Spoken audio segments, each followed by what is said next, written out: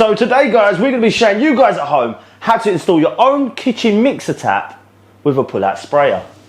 But obviously, we can't have this thing floating in the air. We're going to need to cut the thing down so we can actually install it. So your first job guys, when changing a kitchen tap, is to isolate the water, and what I mean by that is turn it off. And how do you do that? Great question. So the first way is to look and see if the plumber's been nice enough to give us isolation valves under the sink. But this is going to need clearing out first. And with the power of editing, the cupboard's all clear, ready for us to work on. Right, so if you guys come a little bit closer, I'm going to show you what an isolation valve looks like. Right, so now that you're under your sink, you want to look for two isolation valves. They'll either be on two silver flexi hoses, or they'll be on a solid copper tube. But you'll be looking for one of these things that look like this, and you want to grab a flat-headed screwdriver and turn it half a turn. So you just got to come up to your tap, open it to see if there's any water coming out. This is open. Now this is a safe tap to work on. Right, if you've not got isolation valves, you need to turn your water off at the mains, and you need to look for a stopcock, and they're usually located near your kitchen or at the front of the house. And once you've isolated your mains, you have to come back to the tap, open both of them, and let any water drain out the system. Once there's no water coming out, then we can work on the tap. So now it's time to undo the flexies. And how you do that, if you come inside, I'll show you how. So you need to get this bolt here. If it's not hand tight, which the majority of the time there is, you can just grab a set of pliers and just nick it and then undo it, and it's usually pretty easy. And just grab a bowl to catch the excess water. And then do the same with the other side. There will be a little bit of water in your pipe, so don't be scared. But obviously if you're undoing it and there's pressure, you have not isolated the water correctly. Right, so now that your tap's fully disconnected from the water, we actually have to unbolt the kitchen tap. And how we do that, you need to grab yourself a set of tap spanners, and we're actually going to leave a link in the description below where you can buy these. Right, so with these tap spanners, they come in all different sizes. You need to select what one is your size, and then you get a little bar with it. So once you actually hook onto your one, you slide the bar in and you wiggle it around like that. That's the bolt you're looking for, but I'm going to try and bring you inside now. I'm going to show you. Right, so you grab your tap spanner and you should be able to hook it over. And that's the reason why, because they have super long threads. And it locks over like that. And you can, I've loosened this off because obviously I'm trying to fit a studio light in here and the camera. But you stick your bar in there when it's tight and then just twist it undone.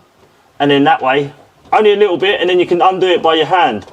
And there's two bolts on this one, so you will undo both. Right, and that's the second bolt out now. So hopefully if you're following this along, you've got both your bolts out, you've disconnected the water, and you should be able to pop your old tap off. Time to install the new one. Right, now it's time to assemble your kitchen tap. And the first job is to install the flexi water hoses. And they look like this, and they should come supplied with your new tap. And how you install them, I'm going to show you right now. So these literally have a thread with a rubber gasket on, and they only need to be fed in by hand, and you can see the attachment, and you just spin them in and ensure not to cross thread them. So if they don't feel like they're going in smoothly, back out and go back in. Right, so you do that both. One's basically for the hot and one's basically for the cold. Right, so the next part is to put the seal on, and you have to slide these, which looks like a metal thing with a gasket, and we slide it over all our pipes, and we slide that up, and that is it all done for the top side. We're now going to go underneath and start building the rest back. So on that metal bit that you just slid on, just ensure that the rubber gasket goes below, because that's what seals the water from going from here to underneath the cabinet. And you just start feeding all your pipes one at a time. Don't try and go too mad because you'll get stuck. Slide that down. And see that there? That's lovely. Right, so I've actually removed the sink to make it easier to demonstrate for you guys at home. And I'm going to show you the order that this goes back together. So you need the big plastic gasket, and you need the flat bit at the top, because that actually spreads the weight of the heavy new tap. You need to grab the rubber gasket and then the metal one, and you can hook it over your pipes, and then the actual holes on the bottom, they hook over the threaded bolt here, and then you can push it all up. Right, so now that we've slid the correct order, so it goes spacer, rubber, bit of metal, you're gonna put back on this retaining nut, and that spins up tight. Right, so now that you're at your final stages, just before you proper lock it off nice and tight, you wanna get someone at the top and face the tap so it's aiming straight, and then get someone to hold it still, and then give it its final crank. Right, so your next job is to connect the hose for the sprayer. This is actually a separate one, and the next bit is to install this retaining nut. And all you do is screw it on. It's got a rubber seal inside the actual thing, so you can just hand tight them. They don't have to be super tight. And then you grab the spout, put it in the end. Right, so I've found out that you need to hold that bit at the bottom, grab some grips and tighten the nut into the top one, otherwise the sprayer hose twists back on itself. So that's a little top tip when installing this. Right, now it's time to install the weight on the sprayer hose. And how you do that, you don't install it on this bottom section here, you actually put it on this long section here. So let's wrap this thing around, and then we're going to grab these bolts, put them in, and we don't want to do them up too tight on one side because you won't get the other side in.